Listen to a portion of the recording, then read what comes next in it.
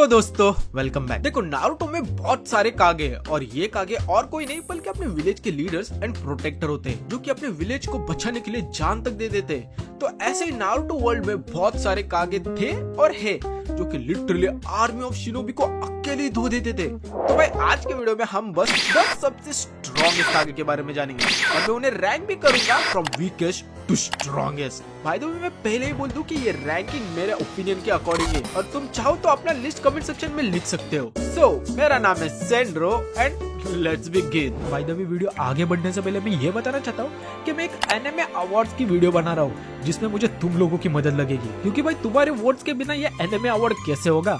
मैंने comment section में Google form की लिंक दे रखी है जिसपे जाके तुम वोट कर सकते हो अपने फेवरेट एनिमेस को, जो कि लाइक तुम्हें 2 मिनट भी नहीं लगेंगे फील करने के लिए। प्लीज जाके भाई जल्दी से वोट करो, क्योंकि भाई सिर्फ एक वीक के लिए ये वोटिंग चालू रहेगी। Vote now. तो सबसे लास्ट में नंबर 10 पे आता है ए। तो ए की बात करें तो ये बंदा थर्ड राइकागे था village hidden in the cloud का, जिसे हमने सबसे पहले 4th ग्रेट निंजा वॉर में देखा था जब पाउट या काबुटो ने इसे रिवाइव किया था बाय एडोटेन से। देखो ए अपने विलेज का द स्ट्रॉन्गेस्ट कागे था बिफोर 4th राइकागे, जिसने लिटरली 8 टेल्ड बीस्ट से फाइट की थी और उसे हरा भी दिया था। इसके साथ साथ ए एक टाइजुत्सु एक्सपर्ट था और लाइटनिंग रिलीज में मास्टर था, जिससे वो unique technique by the name black lightning use कर पाता था। ये इतनी पावरफुल थी कि तुम इसे चिदोरी की जैसे समझ सकते हो। इतना ही नहीं, भाई ने लिटरली 10,000 शिनोबी से अकेले फाइट की थी, वो भी फॉर 3 डेज, जिसके बाद ये मर गया था। इससे हमें ये समझ में आता है कि ए के पास खतरनाक लेवल का चक्र है। पर ए का असली जलवा हमने 4th ग्रेट निंजा वॉर में देखा था जब उसकी फाइट नारुतो से होती है और उस फाइट में वो नारुतो के रास्ते छुरिकन तक को पॉइंट ब्लैंक से डॉच कर लेता है, जो कि इंप्रेसिव तो है, और इसके साथ साथ नारुतो के रासेंगन तक को टैंक कर लेता है विदाउट एनी डैमेज, क्योंकि ए के पास द मोस्ट ड्यूरेबल बॉडी है, इसलिए सिर्फ उसका अटैक ही उसे डैमेज कर सकता है। जिसे नारुतो ने दिमाग लगाकर ए को हरा दिया था, जिससे ए खुद को स्टैप करे। पर स्टिल ए के बहुत ही ज्यादा कम फीट्स है और इसे हमने बहुत ही कम टाइम के लिए देखा था, इसलिए मैंने इसे नंबर 10 पे रखा है। वैसे ऐसा देखा जाए तो नंबर 10 पे गारा भी हो सकता है, पर मेरे लिए थर्ड राइकागे ही होगा। अब नेक्स्ट नंबर 9 पे आता है एक है बेटा ए। हाँ भाई, इसका भी नाम ए ही है। देखो जूनियर ए की बात करें तो ये 4th राइकागे बना था आफ्टर हिज फादर्स डेथ, जिसे हमने सबसे पहले देखा था जब ए को पता चल जाता है कि अकात्सुकी ने किलर बी को किडनैप कर लिया है। 4th राइकागे की पावर्स एंड एबिलिटीज के बारे में बात करें तो 4th राइकागे अपने विलेज का द स्ट्रॉन्गेस्ट कागे रहा है, जो कि लाइटनिंग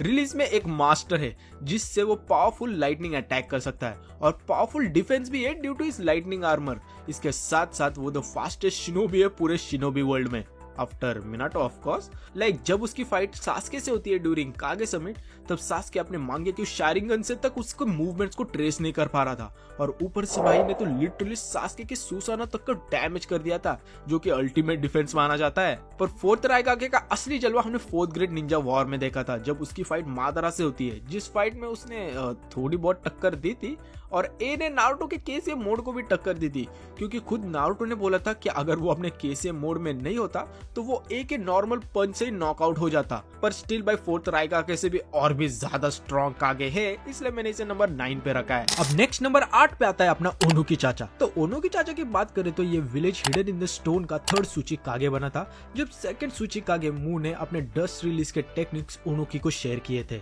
ये इतना डिफिकल्ट चक्र रिलीज है कि इसे आज तक बस एनिमे में मू एंड ओनोको ही यूज कर पाए, अगर हम बोरुटो के उन पाउटो को काउंट ना करें तो। ओनोकी चाचा की पावर्स एंड एबिलिटीज की बात करें तो ओनोकी डस्ट रिलीज यूज करता है, जिससे यूजर अपने हाथों से 3 डायमेंशनल ऑब्जेक्ट को क्रिएट कर सकता है मेड अप ऑफ चक्रा, और जो भी चीज इस ऑब्जेक्ट के अंदर होगी या फिर इस चक्र से टच होगी तो वो लिटरली मॉलिक्यूलर लेवल तक डिस्ट्रॉय हो जाएगी, जो कि नो डाउट बहुत ही डेडली टेक्निक है। आफ्टर ऑल इसी टेक्निक का यूज करके ओनोकी ने कागे समिट में सास्के को ऑलमोस्ट मार दिया था और 4th ग्रेट निंजा वॉर में मादारा को अच्छी खासी टक्कर दी थी और उसके 100 सुसानो को डस्ट में बदल दिया था। इतना ही नहीं, भाई ने लिटरली एक नहीं बल्कि 2 मीटर को अपने सर पे उठा लिया था और एक आइलैंड तक को लिफ्ट किया था। इससे बैडेस्ट चीज क्या ही हो सकती है।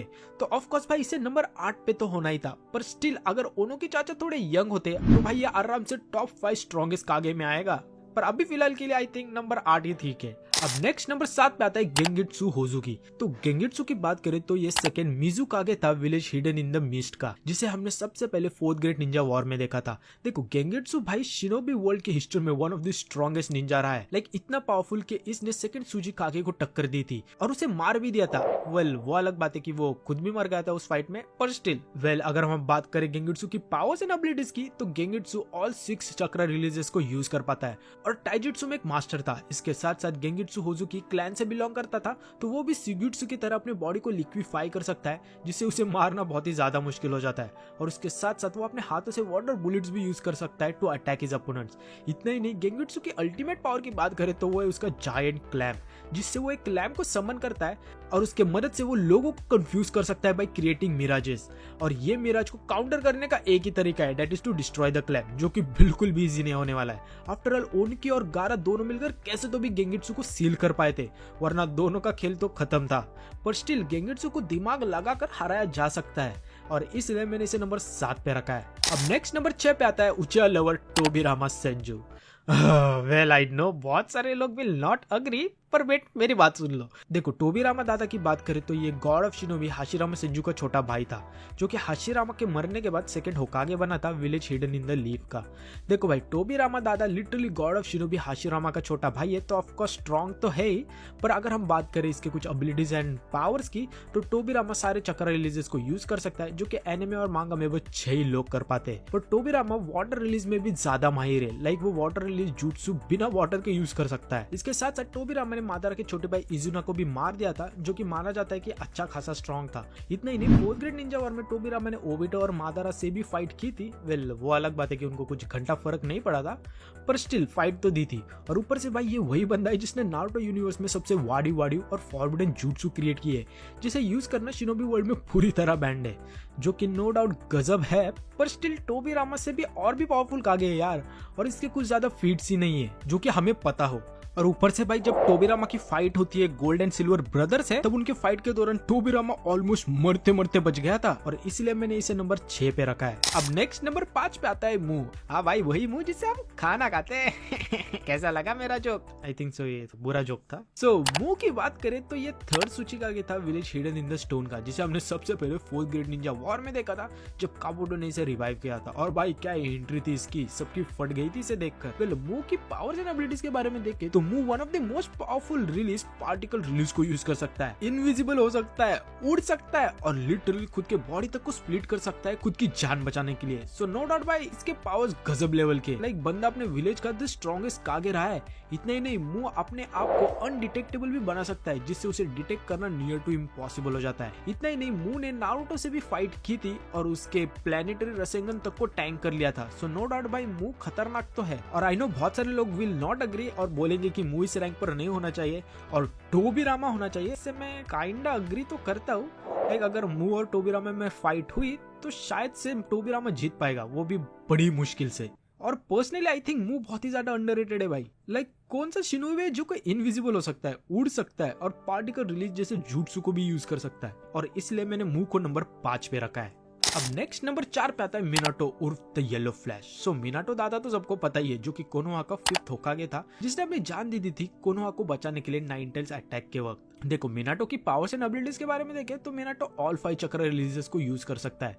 One of the most intelligent Ninja है और वाडी वाडी टेक्निक्स भी यूज कर सकता है, जैसे कि रासेंगन, फ्लाइंग राइजिन, जिससे वो इतना फास्ट मूव कर सकता है कि वो लिटरली एक जगह से दूसरी जगह टेलीपोर्ट कर सकता है। इसी जुत्सु का यूज करके मिनाटो ने टोबी को हराया था और नाइन टेल के लिटरल टेल बीस्ट को दूर टेलीपोर्ट कर दिया था, जो कि नो डाउट भाई कोई जोक नहीं है।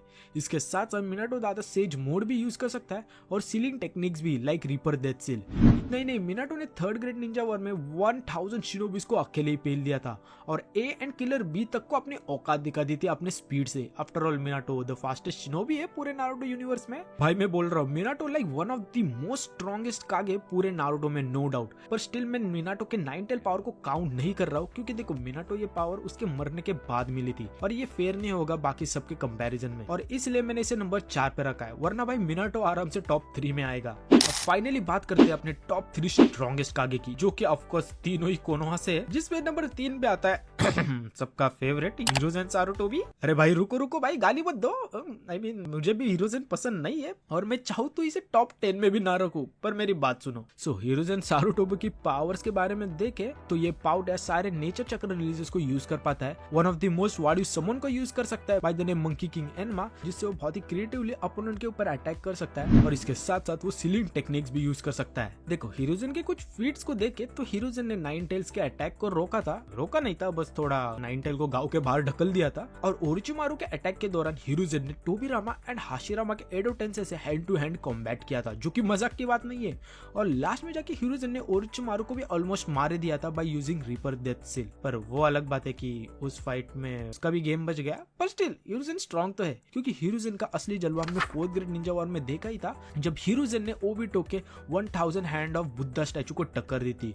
और ऊपर से भाई हीरोजन को लिटरली गॉड ऑफ शिनोबी का टाइटल मिला है, जो कि अब तक बस हाशिरामा सेंजू के पास है। तो भाई कुछ तो बात होगी इस पाउटे में जो कि इसे ये टाइटल मिला है। ऐसे ही थोड़ी इसे कोई टाइटल दे सकता है, पर स्टिल इसे ये टाइटल मिला है तो, और इसलिए मैंने दिल पर पत्थर रख के इसे नंबर 3 पे रखा है, वरना पर्सनली भाई मिनाटो ही होगा नंबर 3 पे। अब नेक्स्ट नंबर 2 पे आता है the real God of shinobi Hashirama Senju. So Hashirama Senju जो कि फर्स्ट होकागे था कोनोहा का, उसके बारे में मैं क्या ही बोलूं। देखो Hashirama one of the most powerful and unique nature release would release को यूज कर सकता है, जिसका अभी तक कोई भी एक्चुअल यूजर नहीं है। इसी वुड रिलीज के कारण हाशिरामा के पास रीजनरेशन वाली भी एबिलिटी है, जिसके कारण उसका मरना बहुत ही ज्यादा मुश्किल है।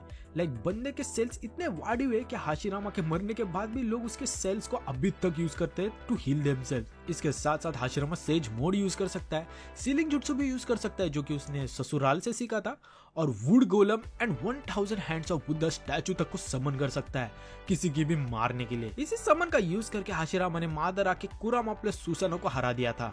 और भाई वो फाइट कितनी ज्यादा खतरनाक थी ये मुझे बोलने की जरूरत नहीं है। सो अगर हम बात करें हाशिरामा के कुछ फीट्स की, तो हाशिरामा सेंजू ने मादरा जो कि वन ऑफ द स्ट्रॉन्गेस्ट बंदा रहा है, उसे एक बार नहीं बार बार हर बार हराया है। और लिटरली भाई इसने सारे 8 टेल्ड बीस्ट को अकेले ही पोते में डालकर पकड़ लिया था, जो कि भाई बिल्कुल भी जोक की बात नहीं है। लाइक इसके कारण पूरा शिनोबी वर्ल्ड कोनोहा से डरने लगा था। और भाई ये टेल बीस्ट पकड़ने वाली फीट भाई आई डोंट थिंक सो किसी के भी पास है, और भाई इसलिए इसे नो डाउट नंबर 2 पे तो होना ही था। अब फाइनली बात करते हैं अपने नंबर 1 स्ट्रॉन्गेस्ट कागे की, जो कि है नो डाउट दात्ते बायो और नारुतो उज़ुमाकी। देखो नारुतो जो कि अपना मेन कैरेक्टर है एनिमे का, उसे तो ऑफ कोर्स नंबर 1 पे तो होना ही था। लाइक वो लिटरली चाइल्ड ऑफ प्रोफेसी है, आशुरा का रीइंकार्नेशन है, और इसके साथ साथ 9 टेल्स का जिंजुरिकी भी है। भाई इससे ज्यादा खतरनाक कॉम्बिनेशन क्या ही हो सकता है। और हाँ भूलो मत, ये भाई उज़ुमाकी भी है। पर स्टिल अगर हम बात करें नारुतो के कुछ पावर्स एंड एबिलिटीज की, तो नारुतो उसके favourite jutsu multi shadow clone jutsu use कर सकता है, रसेंगन यूज कर सकता है, और उस रसेंगन के वेरियस वाडी फॉर्म्स को भी यूज कर सकता है।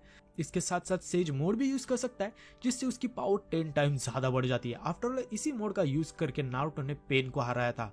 नहीं नारुतो कुरामा के चक्कर से वेरियस 9 टेल मोड में आ सकता है, जिससे उसकी स्ट्रेंथ, स्पीड, रिफ्लेक्सेस खतरनाक वाली बढ़ जाती है। और लास्ट में जाके जब उसे सेज ऑफ 6 पाथ्स की पावर मिलती है, तब तो भाई लिटिल गॉड बन जाता है नारुतो। और अगर हम नारुतो के कुछ फीट्स को देखें, तो देखो नारुतो दादा ने आकात्सुकी के कुछ मेंबर्स को हराया है। 4th ग्रेड निंजा वॉर में तो ऑलमोस्ट हर कागे से फाइट किए और उन्हें भी हराया है। ओबिटो और मादरा के जो भी मोड से फाइट किए और उन्हें टक्कर दी है अच्छी खासी। और वॉर के लास्ट में जाके कागुया द लिटरल गॉड को भी हराया है सास्के और साकुरा के साथ मिलकर, वो भी तब जब नारुतो बस 16 साल का था। और भाई अभी तो मैंने नारुतो के जो बोरुटो में फीट्स है उसको तो मेंशन भी नहीं किया है, जैसे कि उसने लिटरली इशिकी ओत्सुत्सुकी को हराया है और स्पेशली उसके बैरियर मोड को भी इंक्लूड नहीं किया है। और अगर मैं इसको इंक्लूड करूं तो भाई नारुतो अकेले ही सबको पेल देगा। सो नो डाउट भाई इसे तो स्ट्रॉन्गेस्ट कागे तो होना ही था। सो भाई यही थे टॉप 10 स्ट्रॉन्गेस्ट कागे इन नारुतो वर्ल्ड। उम्मीद करता हूँ तुम्हें ये वीडियो पसंद आई हो, और अगर आई हो तो ऑफ कोर्स भाई लाइक और सब्सक्राइब करो। और हाँ तुम्हारा फेवरेट कागे कौन है मुझे कमेंट सेक्शन में जरूर बताना। सो मिलते हैं नेक्स्ट वीडियो में, तब तक के लिए all the best, bye bye.